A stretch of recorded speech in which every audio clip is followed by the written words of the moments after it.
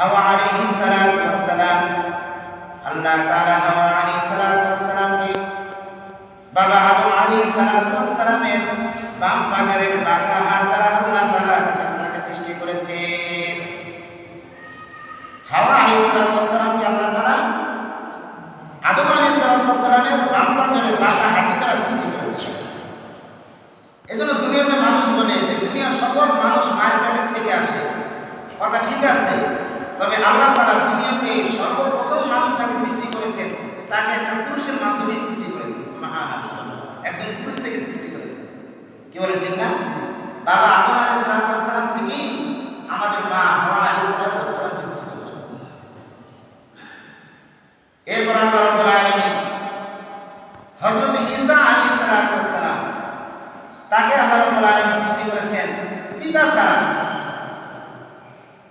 হযরত জিবরাইল আলাইহিস সালামের ফুৎকারের মাধ্যমে তিনি হযরত মারিয়াম আলাইহিস সালামের পেটে ফুৎ দিয়েছেন, মানে আল্লাহ তাআলা কুদরতিভাবে হযরত ঈসা আলাইহিস সালাম পেটে চলে আসছেন। সুবহানাল্লাহ, আমাদের হাড্ডি দ্বারা। এবং হযরত ঈসা আলাইহিস সালামকে সৃষ্টি করেছেন জিবরাইল আলাইহিস সালামের ফুৎকারের মাধ্যমে। এই তিন লোক ব্যতীত বাকি যত মানুষ ইতিপূর্বে ছিল, বর্তমানে আছে, কিয়ামত পর্যন্ত আসবে, আল্লাহ তাআলা প্রত্যেককেই সৃষ্টি করেছেন এক পদ্ধতিতে। সেটা কি? যে আল্লাহ তাআলা তাদেরকে এক ফোঁটা নাপাক পানি দ্বারা সৃষ্টি করেছেন। সুবহানাল্লাহ, প্রত্যেকে নাপাক পানি দ্বারা তৈরি। বলে আপনি আমি, আমাদের সামনে ভবিষ্যতে যারা আসবে, আমাদের পূর্বে যারা ছিল, প্রত্যেকেই আল্লাহ তাআলা নাপাক পানি থেকে সৃষ্টি করেছেন। বলে কেমন নাপাক পানি? বলে মানুষের শরীর থেকে তো কয়েক ধরনের পানি মানুষের শরীর থেকে বের হয়। এক প্রকার পানি আছে যে পানি বের হলে মানুষের কি হয় না, ওযু ভঙ্গ হয় না। যেমন মানুষের চোখের থেকে পানি পড়লে মানুষের ওযু ভঙ্গ হয় না, মানুষের থুতু বের হলে মানুষের ওযু ভঙ্গ হয় না, মানুষের নাকের থেকে পানি বের হইলে মানুষের ওযু ভঙ্গ হয় না। আবার মানুষের শরীর থেকে এমন পানি আছে যেটা বের হওয়ার দ্বারা মানুষের ওযু ভঙ্গ হয়ে যায়। যেমন মানুষ যদি প্রস্রাব করে তার ওযু ভঙ্গ হয়ে যায়, মানুষ যদি পায়খানা করে তার ওযু ভঙ্গ হয়ে যায়, মানুষের শরীর থেকে যদি রক্ত বের হয় ওযু ভঙ্গ হয়ে যায়, মানুষের শরীর থেকে যদি পুঁজ বের হয় তার ওযু ভেঙে যায়। আবার এই দুই প্রকার ছাড়া আবার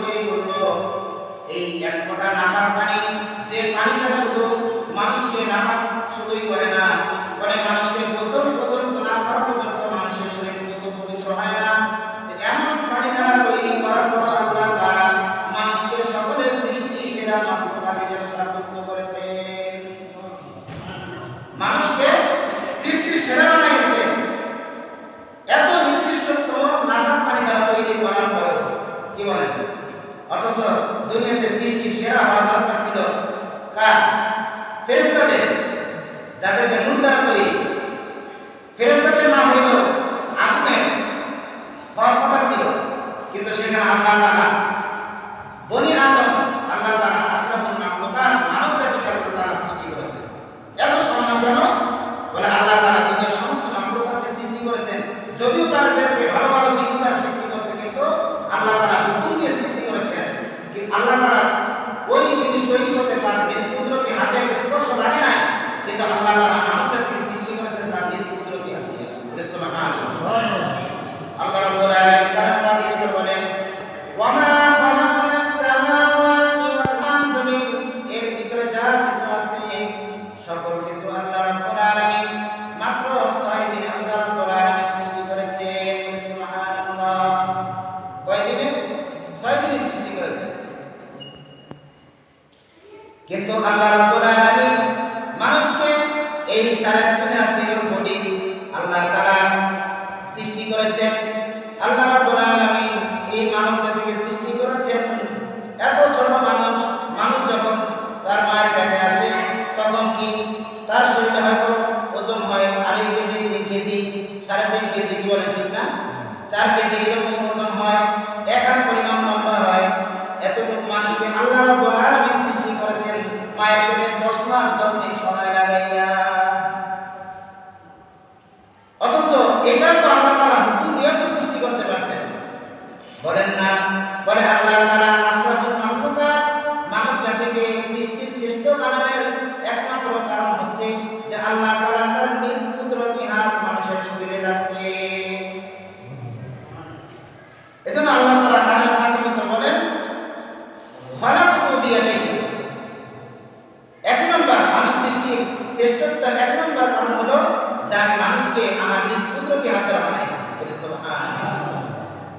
মানুষ সৃষ্টির শ্রেষ্ঠ দ্বিতীয় কারণ আল্লাহ তাআলা মানুষকে আকল দান করেছেন, বিবেক দান করেছেন, বাক শক্তি দান করেছেন, যেটা অন্য কোনো মাখলুকাতকে আল্লাহ তাআলা দান করেন নাই। দুনিয়াতে মানুষের থেকেও অনেক সুন্দর সুন্দর জিনিস আছে, দেখলে আমরা আশ্চর্য হয়ে যাই, বলি অনেক কিউট, অনেক সুন্দর। এরপরও আল্লাহ তাআলা তাদেরকে কি বলেন নাই? আহসান বলেন নাই। তাদের সৃষ্টির ক্ষেত্রে আল্লাহ তাআলা বলেন নাই লাকাদ খালাকনাল ইনসানা ফি আহসানি তাকওয়িম। একমাত্র আল্লাহ তাআলা মানব জাতির ক্ষেত্রে আল্লাহ তাআলা বলেছেন লাকাদ খালাকনাল ইনসানা ফি আহসানি তাকওয়িম। আমি মানুষকে অবাক সুন্দর আকৃতিতে আমি মানুষকে সৃষ্টি করেছি। দেখতে কালো, তেমন একটা সুন্দর না, নাক ঠোঁট মোটা, চোখ কালো, তার চেহারা কালো, শরীর কালো, বলে এরপরেও আল্লাহ তাআলা দুনিয়ার সমস্ত মাখলুকাত থেকে সে অতি সুন্দর। সুবহানাল্লাহ। তো এটা কেন? যে আশরাফুল মাখলুকাত আল্লাহ তাআলা তার নিজ কুদরতি হাতে বানাইছে, হাতের স্পর্শ লাগছে, এজন্য মাখলুকাতের মানব জাতির দাম আল্লাহ তাআলা বাড়িয়ে দিয়েছে। সুবহানাল্লাহ। আল্লাহ তাআলা মানুষকে আকল দিয়েছেন, মানুষকে বিবেক দিয়েছেন, বুদ্ধি দিয়েছেন। গরু ছাগলেরও আল্লাহ তাআলা কি করেছেন?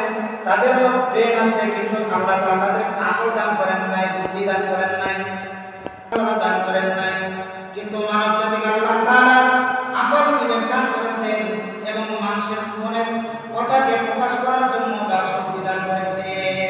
যেমন আল্লাহ তাআলা সূরাতুর রহমানের ভিতরে আল্লাহ রাব্বুল আলামিন বলেন আর রহমান আল্লামাল কুরআন খালাকাল ইনসানা আল্লামাহুল বায়ান। আল্লাহ রাব্বুল আলামিন মানব জাতিকে ভাষা শিক্ষা দিয়েছেন। মনের ভাব প্রকাশ করার ভাষা আল্লাহ রাব্বুল আলামিন মানুষকে দান করেছেন। তাহলে সৃষ্টির শ্রেষ্ঠত্বের দ্বিতীয় কারণ হলো আল্লাহ তাআলা মানুষকে আকল এবং কথা বলার শক্তি দান করেছেন। তৃতীয় শ্রেষ্ঠত্বের কারণ কি? আল্লাহ তাআলা এটাও কালামে পাকের ভিতরে বলেন, সূরাতুল বাকারার ভিতরে আল্লাহ রাব্বুল আলামিন বলেন ওয়া আল্লামা আদামাল আসমাআ কুল্লাহা সুম্মা আরাদাহুম আলাল মালাইকা ফাকালা আনবিউনি বিআসমাই হাউলাই ইন কুনতুম সাদিকিন। আল্লাহ রাব্বুল আলামিন যখন বনি আদম আমাদের আদি পিতা হযরত আদম আলাইহিস সালাতু ওয়াস সালামকে সৃষ্টি করলেন, করার পরে আল্লাহ রাব্বুল আলামিন শিকার, সকল কিছুর নামের শিকার আল্লাহ রাব্বুল আলামিন তাকে দান করলেন। বলি সুবহানাল্লাহ। এরপরে আল্লাহ রাব্বুল আলামিন ফেরেশতাদেরকে বলতেছেন, সুম্মা আরাদাহুম আলাল মালাইকা, তাদের সামনে ফেরেশতাদের সামনে দুনিয়াবি সকল কিছুর নাম তাদের সামনে রাখা হইল। ফাকালা আনবিউনি বিআসমাই হাউলাই ইন কুনতুম সাদিকিন। এরপর আল্লাহ রাব্বুল আলামিন বললেন, যদি তোমরা সত্যবাদী হয়ে থাকো, যদি তোমরা পারো তাহলে এইগুলার তোমরা নামকে তোমরা বর্ণনা করতে পারলে, যদি তোমরা সত্যবাদী হয়ে থাকো তাহলে এইগুলার নাম তো তোমরা বর্ণনা করো। তো ফেরেশতারা তো তারা তো আল্লাহ তাআলার ইলম ছাড়া তারা তো কিছু বলতে পারে না, করতেও পারে না। যদিও তারা সৃষ্টির, তারা একজন নূরের তৈরি সৃষ্টি, কিন্তু আল্লাহ তাআলা তাদেরকে ওই শক্তি দেন নাই। তাদেরকে আল্লাহ তাআলা অতটুকু শক্তি দিয়েছে যতটুকু আল্লাহ তাআলা তাদেরকে ইলমে দেন। তখন তারা বলতেছে, ক্বালু সুবহানাকা লা ইলমা লানা ইল্লা মা আল্লামতানা ইন্নাকা আনতাল আলিমুল হাকীম। তখন তারা বলল, আপনি পুত পবিত্র, হে আল্লাহ, আমাদের তো ওই ইলম নাই, ওই জ্ঞান নাই। ইল্লা মা আল্লামতানা, তবে আপনি আমাদেরকে যতটুকু জানেন ততটুকুই আমরা জানি, এছাড়া তো আমরা বেশি কিছু আমরা বলতে পারি না। এরপর আল্লাহ রাব্বুল আলামিন ক্বালা ইয়া আদম আনবিউহুম বিআসমাইহিম ফালাম্মা আনবাআহুম বিআসমাইহিম। এরপর আল্লাহ রাব্বুল আলামিন বললেন, হে আদম, এইগুলোর নাম তুমি বর্ণনা করে দাও। যখন হযরত আদম আলাইহিস সালাম এইগুলোর সকল কিছুর নাম বর্ণনা করে দিলেন, তখন আল্লাহ রাব্বুল আলামিন বললেন, ক্বালা আলাম আকুল লাকুম ইন্নী আ'লামু গায়বাস সামাওয়াতি ওয়াল আরদ ওয়া আ'লামু মা তুবদুনা ওয়া মা কুনতুম তাকতুমুন। আল্লাহ রাব্বুল আলামিন বলেন, আমি কি তোমাদেরকে বলি নাই যে আমি আসমান জমিনের ভিতরে যা কিছু আছে সকল কিছুর ইলম আমার কাছে আছে, এবং আমি যেটা জানি, তোমরা যেটা যা কি করো প্রকাশ করো এটা সম্পর্কেও আমি জানি। ওয়া আ'লামু মা তুবদুনা ওয়া মা কুনতুম তাকতুমুন, এবং যা তোমরা গোপন করো ওই বিষয়ে সকল বিষয়ে আমি অবগত আছি। বলি সুবহানাল্লাহ। এইজন্য তোমরা যেটা জানো ওইটা আমার জানা, অর্থাৎ আমি যেটা জানি এটা আসলে তোমরা জানো না। তোমরা বলতে পারবে না, কিন্তু আদম বলতে পারবে, এটা আমি জানি পারবো। এজন্যই তো এরপর আল্লাহ রাব্বুল আলামিন বনি আদমকে তো এর মাধ্যমে কি করলেন, ইলমের মাধ্যমে তাকে সম্মানিত করলেন। ওয়া ইয কুলনা লিল মালাইকাতি ইসজুদু লি আদম, তখন আল্লাহ রাব্বুল আলামিন সকল ফেরেশতাদেরকে কি করলেন, আদেশ দিলেন, আদম কি করো সেটা তোমরা তো নাম বলতে পারো নাই, তোমাদের অতটুকু ইলম আছে যতটুকু আমি জানাই ততটুকু, কিন্তু দেখো আদম সমস্ত কিছুর নাম বলে দিয়েছে। অর্থাৎ তোমরা যদিও ফেরেশতা, কিন্তু তোমরা বনি আদম থেকেও তোমরা নিচে, বনি আদম তোমাদের থেকেও